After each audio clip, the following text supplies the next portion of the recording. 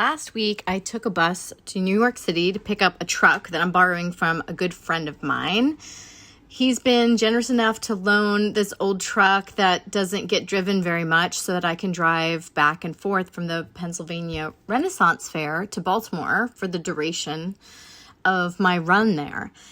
So my friend arranged for me to pick up the truck from another friend of his in Brooklyn. All I had to do was get up there, and then I would have wheels, aka freedom. And I haven't been back to New York very much since I left in 2017. But I did have a whole world of feelings about being in New York again. And I think everyone who has loved and lived in New York City knows that that mix of bittersweet nostalgia, it's like you can just see yourself back in that time. You can feel all the feelings of how you saw the world at that point and how you were dreaming the dream that you were going for. New York is like a meat grinder, and everyone just has this, like, it kind of pulls this passion out of you. It like just, really sort of wears you down with some of the things that are just so difficult, just getting around, how close you're to people. It's like, it does sort of light that fire under your ass to get really good. You have to be really efficient with your time and, traveling. You have to be very specific so you don't take anything for granted. But I moved to New York to become the best comedic, acrobatic, burlesque artist that ever lived. I moved there to be around the other best artists in the world and to collaborate with them. I moved there to master my craft. And in many ways, that's exactly what I did. I had actually won the Burlesque Hall of Fame's Queen of Burlesque in 2015, just a couple years before I wound up moving to the West Coast. And I had been living in Brooklyn when I won that title. And that same month that I won, my marriage ended and I moved out of the apartment we'd been living in for 5 years, and all my stuff went into storage. That was really the beginning of the end of my New York chapter, but I kept trying to make it work for another 2 years. But they say that New York chews you up and spits you out, and I think that's maybe kind of what you sign up for, that is sort of like how it works. It's like you put yourself through this conditioning and training to just get good. Like, I'm going to do whatever it takes to just be the best. And just packing your show bag was like a level of professionalism that I never would have known otherwise. I mean, you have to walk so much in New York, and you're dragging your suitcase up and down subway stairs, schlepping in back alleys and entrances, and then the dressing rooms are often really teeny tiny, and you have to be so compact and efficient. And those are the skills that really serve you well in any profession. So I really do credit New York with giving me my chops, as they say in the biz, which basically means professional technical skill.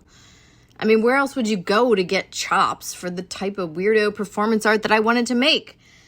I mean, I started in Baltimore, for crying out loud. I got certain part of my chops there, but really I was seasoned and made very spicy in New York. And honestly, I didn't really want to leave, but due to being canceled and some messy, complicated choices made by my ex-husband, I just could not stay. I couldn't get out of there fast enough at the end, though. So I guess it all works out. But it's funny that I love this city so much, because after I left and moved to LA, I returned 6 months later to ship my storage unit contents, and I was so shocked. Compared to LA, it was just so dismal and boxy and small and gray, industrial and utilitarian. Like, New York just seemed so, it was just really lacking in beauty from my perspective. Whereas LA has some ugly places, but it also has epic landscapes everywhere and this fanciful architecture all over the place because of Hollywood. So I felt like I had had Stockholm syndrome to live in New York and to love my captor as much as I did. When you live in New York, you really do believe it's the center of the world. But then you go anywhere else in the world and you realize that it's not. It's a really, really small city, but it's a great one. And I spent the better part of 10 years performing there in bars, theaters, nightclubs, at Coney Island, a few sex parties. I worked with so many talented performers and comedians and photographers and costumers and writers and musicians. And I have some amazing and very surreal memories from my time there that I probably will still be chewing on, even on my deathbed. I was really well seasoned as a performing artist in New York, and for that reason, I will always love this city. So it is nice to make peace with the past a little bit and just be able to come back and visit and get to the point of remembering the happy times and being really grateful for everything that happened. I mean, it's really true. We wouldn't be who we are without all the things we've been through. And so, I mean, I guess that's why I'm so dang spicy. I mean, I feel like my respect for myself, I will say. It's not just confidence and it's not just love. It's like being able to just really respect the choices I've made and how I've handled things and like myself. You know, getting to that place, I think, brings a lot of peace of mind and does help me stay light in my heart.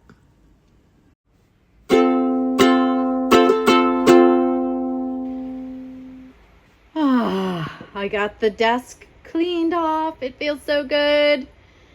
And I even made a little sitting area because sometimes it hurts to just sit in a chair all day. So I'm gonna edit some video.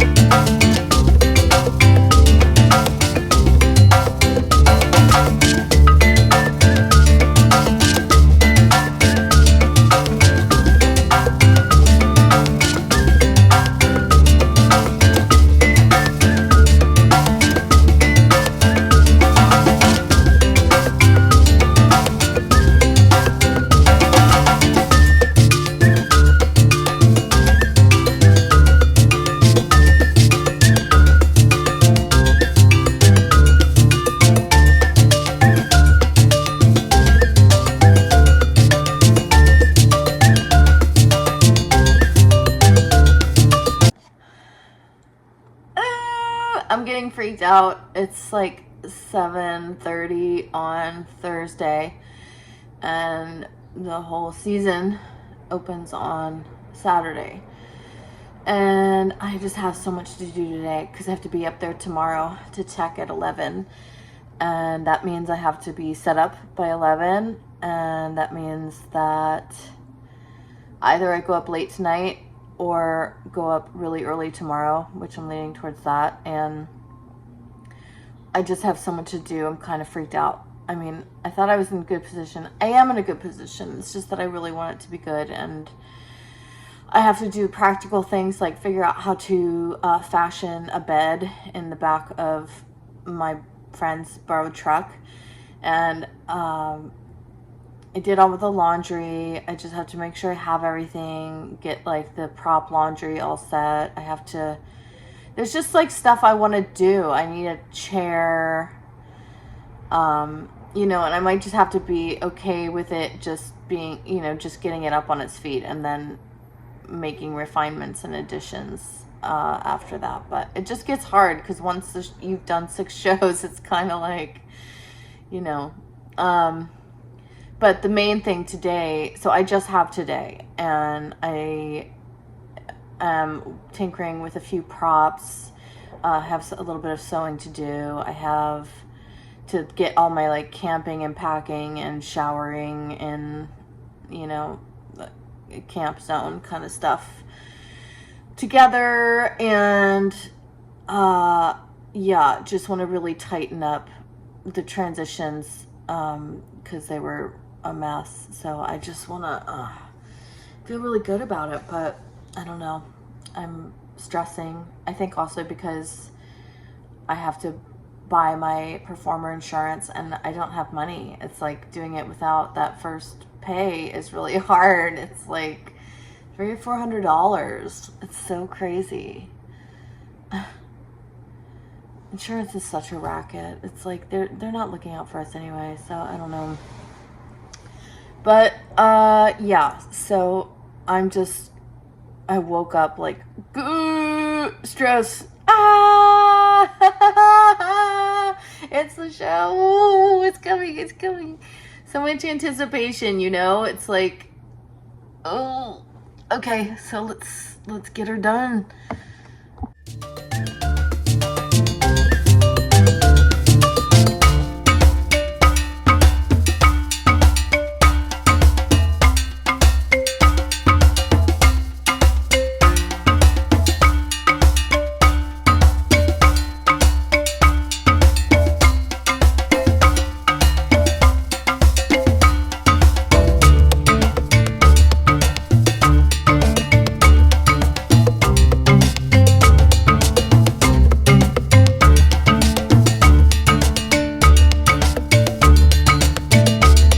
So it's been like a couple hours. I took a lot of notes. I looked up a lot of medieval facts about underwear and diseases and terminology and dance styles and references to Dante's Inferno and stuff. And let's see, I've got 1, 2, 3, 4, 5, 6, 7, 8, 9, 10, 11 pages of notes. So this is like some good material. I'm obviously going to have to edit it down, but I was even like looking up little laundry detergent jingles from the 50s and pulling in all kinds of different references. So now I'm going to type it all up and hopefully edit it a little bit. But that was time well spent. I don't want to miss any jokes, you know? I want to just squeeze all the jokes out of this little laundry soap fest that I'm doing here. So I'm gonna type now. Oh my God. I'm really stressed now. I don't know how I'm gonna cover my performer insurance. It's like to do all this and then have this last hurdle of like $350.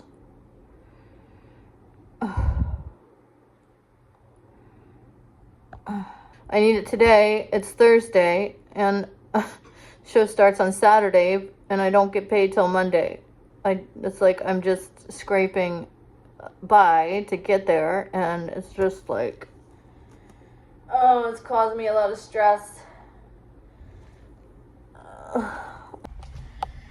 Okay, good news. I got my insurance because because my policy hadn't expired from last year, and I was able to just extend it so I can buy my annual, I can renew the annual after the festival, after I've gotten paid. So so I'm good, and it was only like $52. And also, like, thanks for the generosity. I had someone join the Wildside membership. That's exciting. Welcome. And yeah, also my friend just sent me a little road trip money.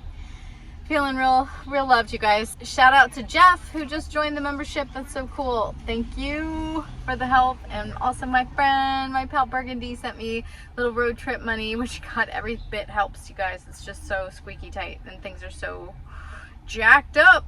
And also, so I borrowed my friend Luke's truck. I'm so psyched. And now we're gonna begin the process. It's really real now. So I'm gonna start trying to put together some kind of a bed situation back here. So I've just been kind of cleaning it up so you can see. It's pretty narrow, so I'm gonna try to fill this up with couch cushions, and then hopefully like just won't like compress down. That's what I did last year, so let's see what happens.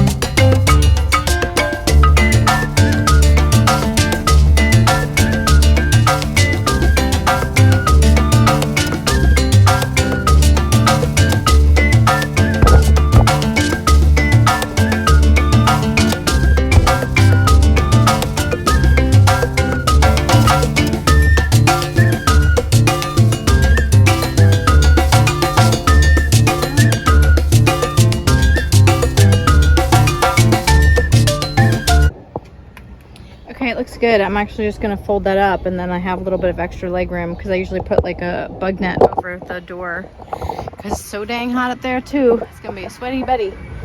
But this looks good, so I'm actually just gonna cover it with a thing so it doesn't get dirty, because I'm gonna have to pile in as much stuff as I can, and also empty out some plastic trunks because in case it rains, there's no cap on the back, so I have to prepare for that. But bed looks comfy. It's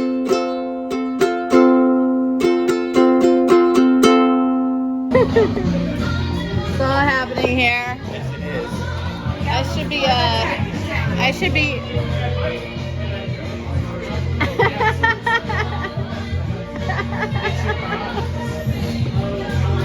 I'm taking a much needed break.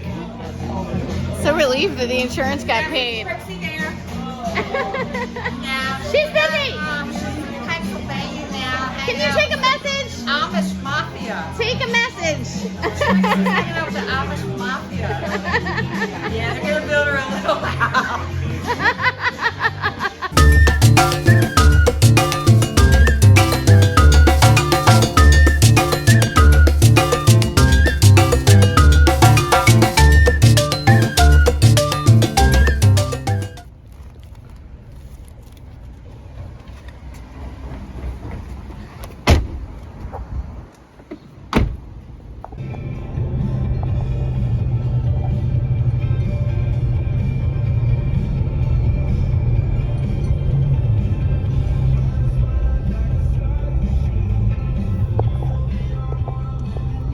I'm gonna make it on time for my tech, which is a good thing because I was out late having a good old time with my friend Michelle in the neighborhood.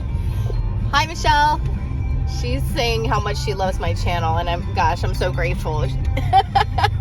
Some of you guys that like held on when there was like only 24 people watching, I just really appreciate.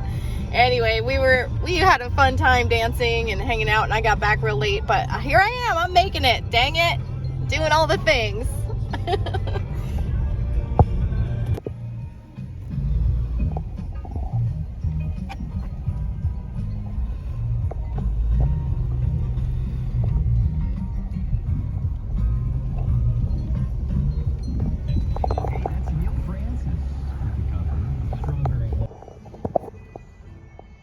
Oh yeah, here we are.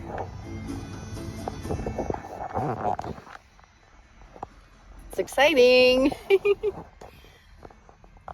Tech, check. We are cruising right along here. Looks like my fringe is gonna work as the clothesline. I accidentally left the old clothesline because I used it to tie on the broken handle of the wagon. But this is gonna work. I'm just gonna get a piece of rope to reinforce this behind. That'll be really good. So you know, you gotta idiot-proof things, make it, overbuild it a little bit, because when stuff's being slapped up, can't be like popping no fringe strings right before my show goes on. The turnaround times are real tight. And check this out. So they made this barrel for me this year. Look, it's waterproof with this rubbery stuff. It's got a little bathtub stopper in it. They put it on a dang cart. Isn't that the cutest thing you've ever seen? So I get to have a little barrel bath at the end. So I gotta work this in. We're gonna run to town, figure out where my camp spot is, and just keep it moving. Okay. I gotta get out of here. The next guy's loading in at 6, so. But everything, I think, looks pretty good. I had to move the staging around a little bit. I kind of want that chair on the end, but it's nice to have the puppet in the middle there. So, yeah, we'll see. See how it goes. Hey, look how nice this is. I'm so excited. Get my little fanny wet in there. Oh my god, I'm so sweaty. Oh, it's hot. See how shiny my face is. Oh. Okay, so starts tomorrow. I'm excited. See how I do remembering new jokes and stuff, but just gonna try to have fun.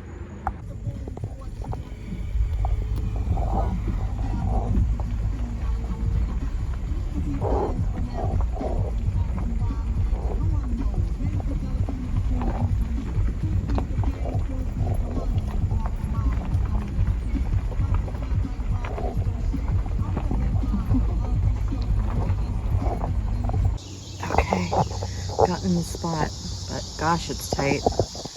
Ooh la la.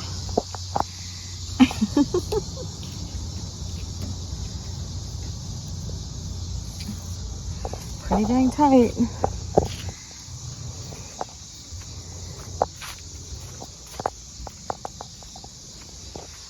Got the bed all set up.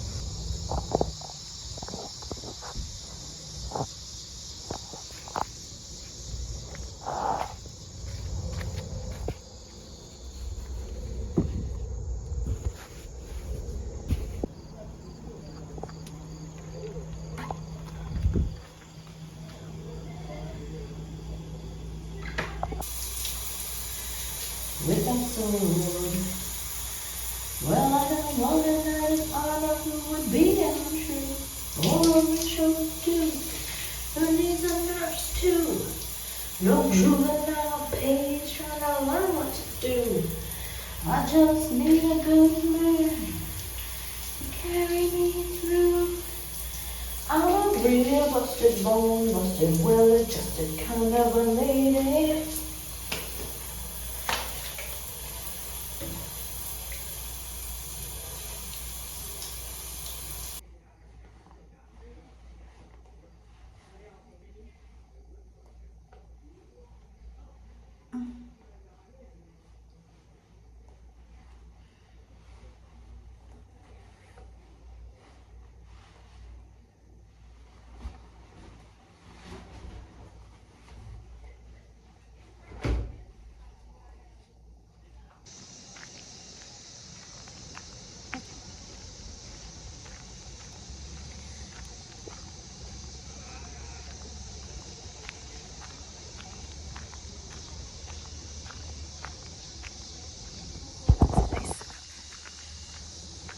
You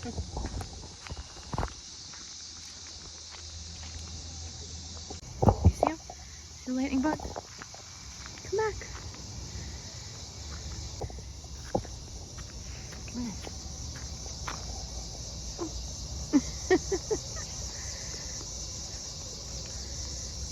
Come here. Come here.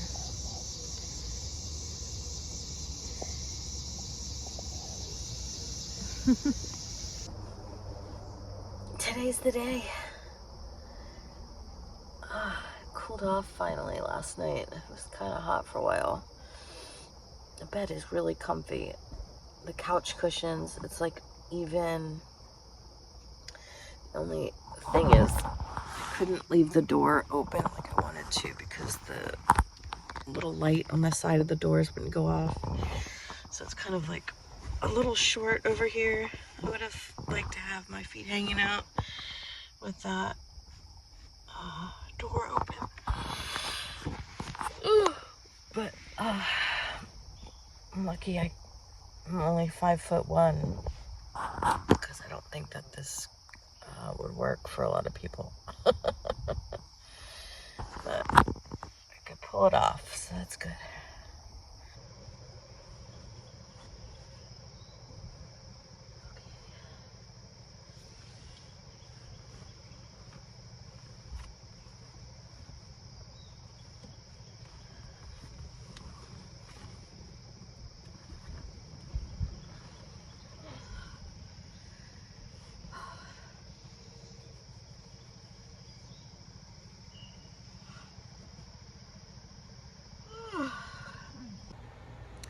It's early morning here at the Shire, and I just received the news via the bulletin board out in front of the theater here that I won't have to share the stage as much today because of the droopy shade cloth. The very tall juggler from Key West is unable to do his act in this. They aren't able to fix it this weekend for some reason. It's a big droopy, saggy situation right there, which is okay for me because I'm short. And that's also good news because I don't have to move at my set as many times, which is great. So yeah, but I do have to make sure that I'm not standing. It's like right over the center part, so I gotta find a little pocket that I can be in. But that's not bad. It's always some challenges. I'll take it.